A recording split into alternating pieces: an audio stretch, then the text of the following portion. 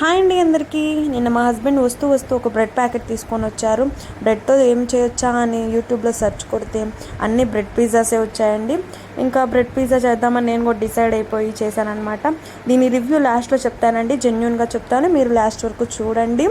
ముందు బ్రెడ్ స్లైసెస్ని వరుసగా పెట్టేసుకొని దానిపైన టమాటా సాస్ కానీ చిల్లీ సాస్ కానీ పూసేసేసి ఇప్పుడు దానిపైన మరలా చీజ్ని తురిమేసి వేసుకొని వాటిపైన ఆనియన్స్ కానీ టమాటాలు కానీ మనకి ఏది ఉంటే అది, క్యాబేజ్ కానీ క్యాప్సికమ్ కానీ మన ఇంట్లో ఏది అవైలబుల్గా ఉంటే అది వేసేసుకొని మరలా దానిపైన చీజ్ తురిమేసేసి మరలా దానిపైన కొద్దిగా చిల్లీ ఫ్లేక్స్ వేసేసి ఇప్పుడు దాన్ని పొయ్యి మీద తీసుకెళ్ళి ఆవిరి మీద మూత పెట్టేసేసి ఒక 5 నిమిషాల పాటు ఉడికిస్తే మనకి పిజ్జా రెడీ అయిపోతుందండి.